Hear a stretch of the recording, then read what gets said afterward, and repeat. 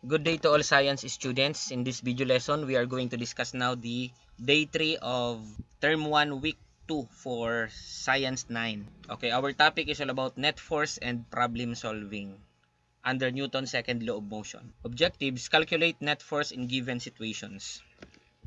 Participate actively in group problem solving activities and demonstrate balance and unbalanced forces through physical activities. Okay, for activity, push me if you can. Instructions: ask one student to stand in front of the class. Two students gently push from opposite sides with equal force. Okay, ito yung tanong, did the student move? Equal force lang ha. So, siyempre, expected answer dyan is no because of the balance forces. The net force is equals to 0. Now, let one student push harder than the other. So, kumbaga ay yung isa, maintain niya lang yung force na in-apply niya kanina dun sa first set. And then yung isa naman is mas lalakasan niya. And what will happen? Okay, the student will move because nagkaroon na po ng unbalanced forces. Okay, key point, balanced forces, no acceleration. Unbalanced forces, there is acceleration. Okay, for another activity, the force detectives.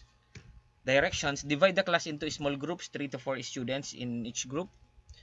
Give each group 3 situations. They must, number 1, identify if forces are balanced or unbalanced. Compute net force. State if acceleration occurs. Okay, draw a simple force diagram. Ayan yung mga gagawin. Okay, ito yung unang situation. Moving bicycle at constant speed. Forward force is equals to 80 Newton. Air resistance is equals to 80 Newton. Find the net force. Ilan kaya ang net force? So, tandaan natin, paandar siya 80 Newton. Yung air resistance, yung kinokontra siya ng hangin, 80 Newton din. Ilan ang net force? So, identify if forces are balanced or unbalanced. So, ano kaya yan? Balance or unbalanced? Determine if acceleration occurs. Okay, number 2, situation. Pushing a cart with friction. Ang inapplied mong force is 50 Newton forward. Pero yung friction, backward, 20 Newton. O, di ba ang friction is opposing force. It oppose motion. So, compute net force. Ilan kaya ang net force nito? Tandaan natin, ang net force, o the sum total of all forces acting on the body.